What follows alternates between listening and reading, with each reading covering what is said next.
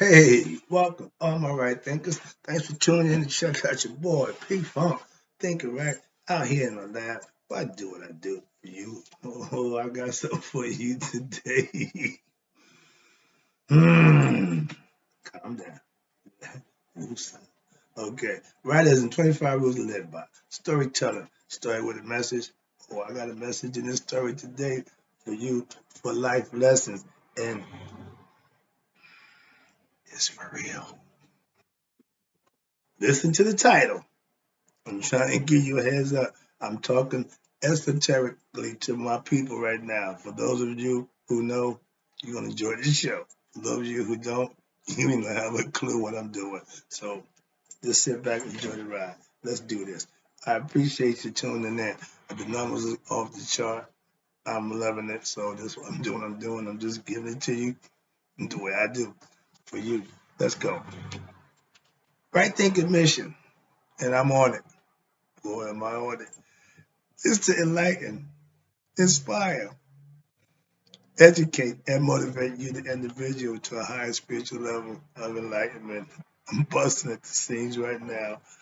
Right thinking way of life through mental and spiritual discipline will daily will help and guide you to obtain your goal of reaching spiritual enlightenment, aka know thyself. That's my mission. I'm trying to get you to know yourself and giving you what I think you need to do that by any means necessary. This might be a little extreme, but it's all good. Let's go. Just having fun. Excuse me. I'm really having fun. Know thyself is the question I ask that you have to have an answer for yourself. So let's go. A person who knows not and knows not that they know not is foolish. Don't have a clue. Disregard them. Don't be them. A person who knows not and knows that they know not, it's simple. You teach them. That's why I do what I do. It's all for you. Stay tuned. I got you. A person who knows not and believe that they know is getting a little annoying. They're dangerous. Avoid them. I try, but they come at me and I have to do what I have to do. A person who knows and knows not that they know is asleep. I can awaken them. I'm the spiritual alarm clock. That's what I do. Wake you up with knowledge of self. A person who knows and knows that they know is wise. Follow them. All these persons reside in you. Right thing is know thyself. And to my yacht, be true.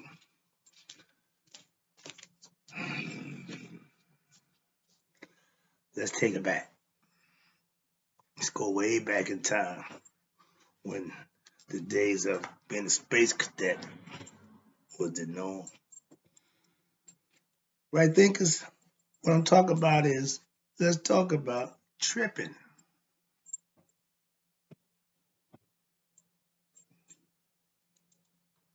Yes, I'm my own guinea pig. Again, as I always tell you back in the day, whatever, before I sold it, I took it. I sampled it. I used it to find out what it was I was giving to you. I was a drug dealer who concerned myself with my customers. So before you got it, yes, I did it from stem to stern. I had a shopping list of what I sold, and every one of them, I knew what it would do, how long it would do, and what it would do. Okay, that's called drug dealer. I just went out just saying drug. No, no, no. Trust me. Method to the madness. So okay, here you go. I was my own guinea pig, and guess what? Nothing changed but the time. I use me to prove my point about anything I'm trying to get across to you.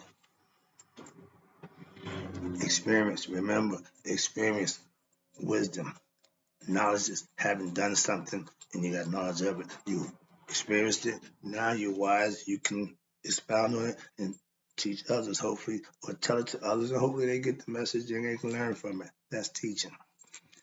Having my thoughts sped up was fun to me back in the day, back in 1975, my senior year in high school. I did it every day.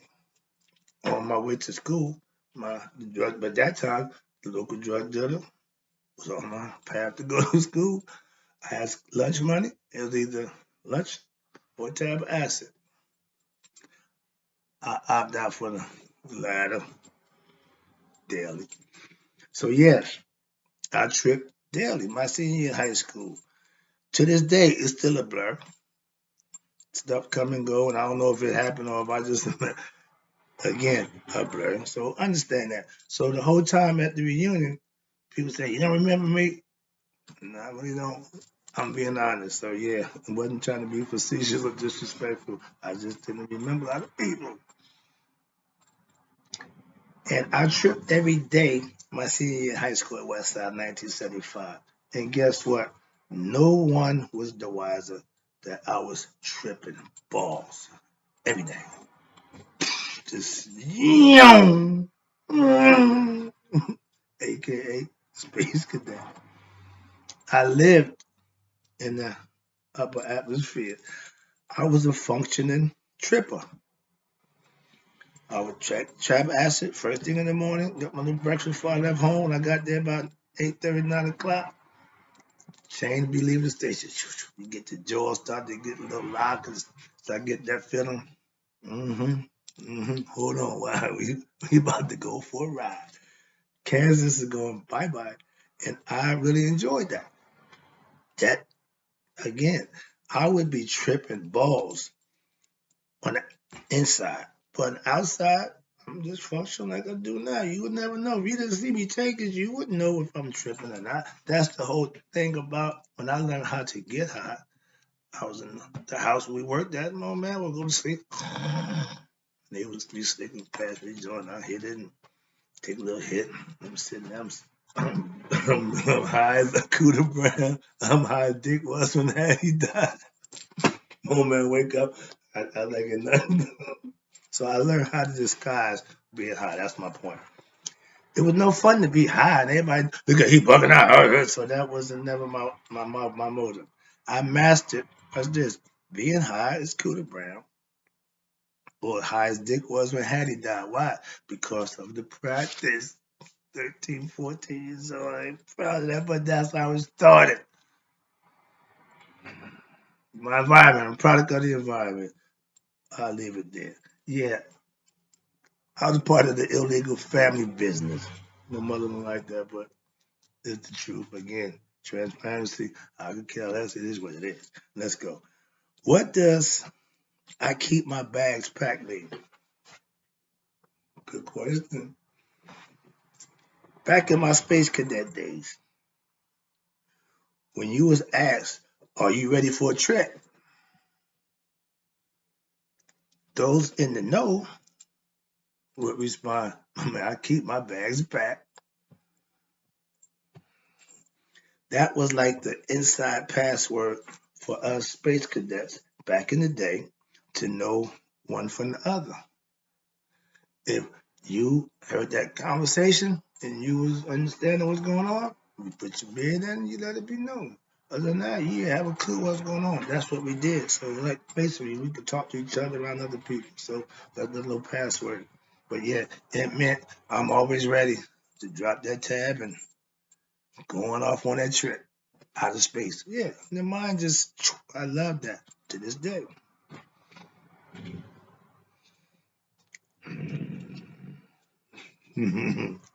Having your bags packed mean again, you're always ready to take the trip, metaphorically. Meaning it's on. Some people say, well, I gotta make sure I got no, my bags are always packed. I mean my mind is always ready to go. Okay, that's why. I'm enjoying riding this trip out. I'm recording the thoughts as fast as I can to get it on paper so I can, put it to use and give it as a lesson. Again, I'm dying to get my hands on ayahuasca, but it don't excite me to have to throw up.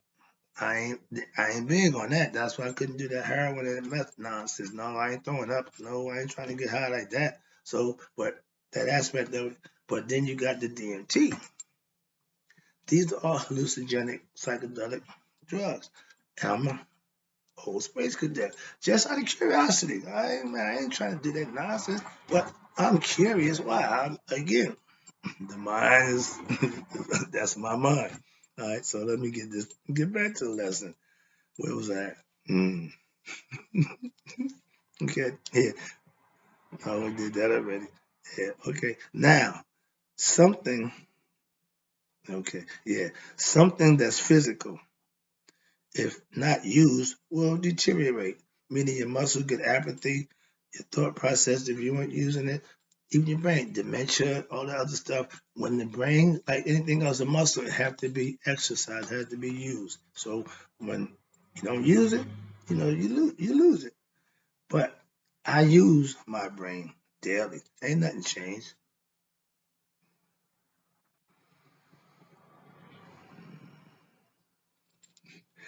Watch this. Thinking fast is good brain exercise for your right things. Trust me, it don't hurt to speed the process up. Slowing it down, I kind of frown on that, so I was never my thing. But I'm not advocating. I would never recommend taking drugs. But if you want to know about them, oh, I can tell you about them. Well, the ones I know about, they got stuff on it now. I have no idea what they're doing today. So that's my thing. When I was in the drugs, I knew drugs. I don't know them now, so I ain't got no need for them. I can tell you about the ones I know. Right now, in life, understand this. Oh, yeah, I know drugs. Wait a minute, but remember, I know those drugs. New one I don't know.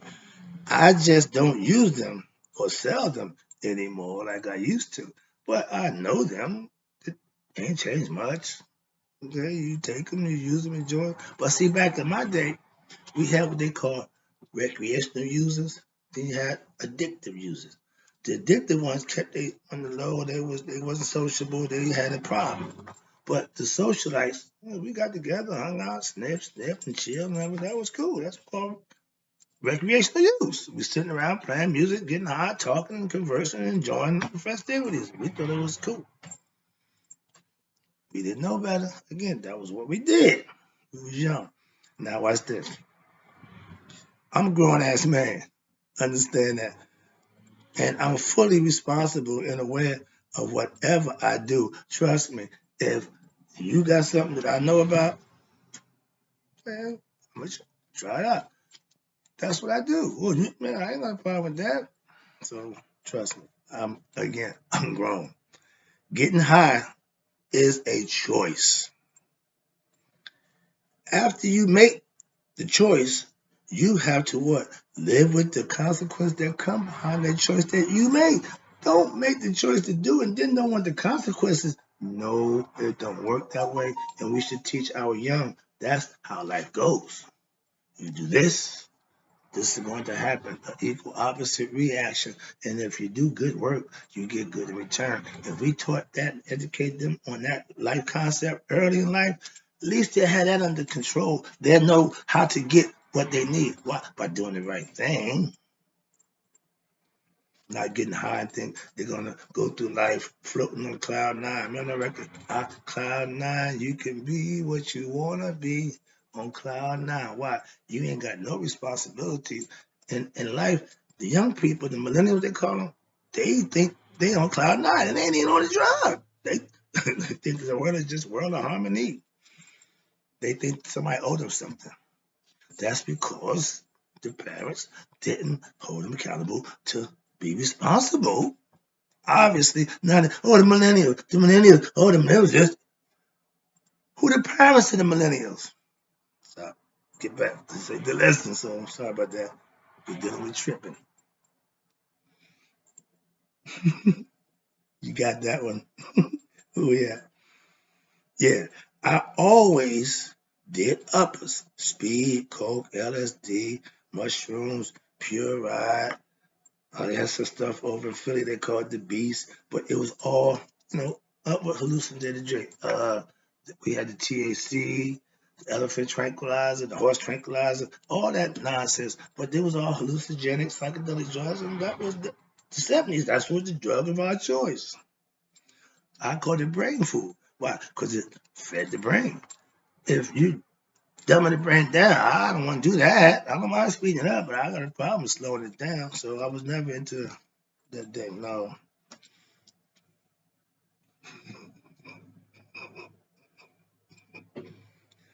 What it's like to trip.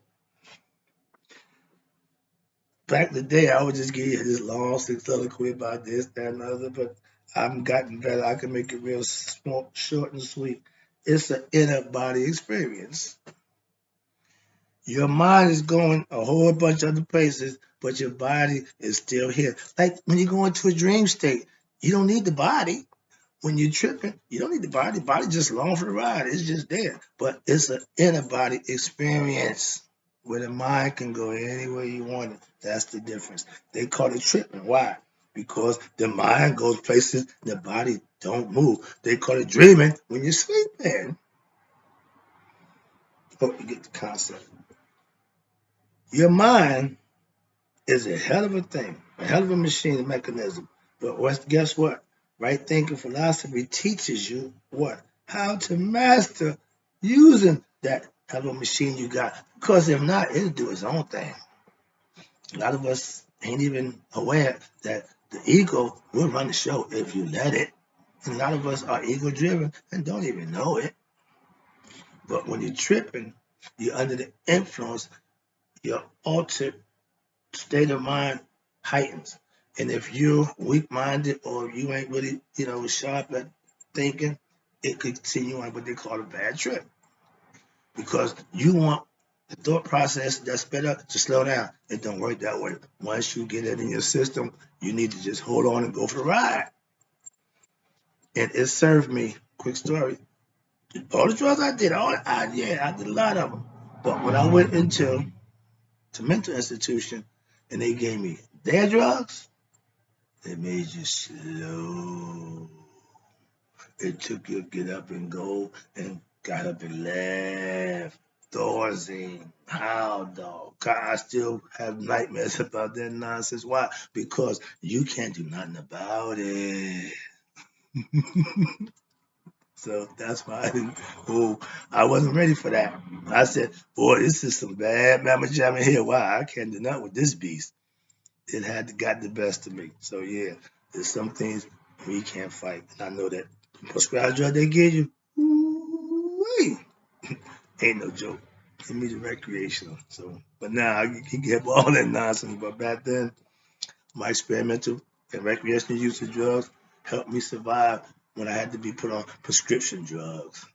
So, didn't get addicted, didn't get turned out. So, fortunately for me. All right, what it's like to be tripping. When you go on a trip, you pack your bags, you make the plans, you get all that, and you know you're coming back. So when you take the drug, you know for a few hours you're gonna be, you ain't gonna be in Kansas too much longer, Dorothy. So you prepare for that, knowing you're gonna come down, you're gonna come back. But you can't get midway in the trip and say, oh, I wanna go home, I don't wanna go. Nope. That's like me getting on the roller coaster and realizing when you get to the top of here, dude, this wasn't a good decision. Dude, you really didn't think this through. Yo! My stomach come out my mouth. I'm sick of the dog. So I'm not built for speed physically. I had a problem mentally. So get the concept. When you're tripping, your mind does all the work. Again, it's all mental. The body's just along for the ride. It's just like again, with the spirit, it's the same thing. If the spirit don't get enlightened, it's going to function. It's going to give life to the body. The body going to go through motion. When the body ceases to exist, the spirit got to jump to another body. Why? Because it didn't get what it needed to go back home, which is be enlightened by the body that is in. Become conscious and know who you are. With the heart mind coherence, you think and function as one. That's being spiritually enlightened. But if you're tripping, it won't. You can't get spiritually enlightened under the influence of a hallucinogen or the others. No, I agree 100% with my guru. Enlightenment comes when you live, do, and be a good individual. The Kundalini works on autopilot. When you do the right thing, it will do its thing. And when you become enlightened, you will continue to do the right thing.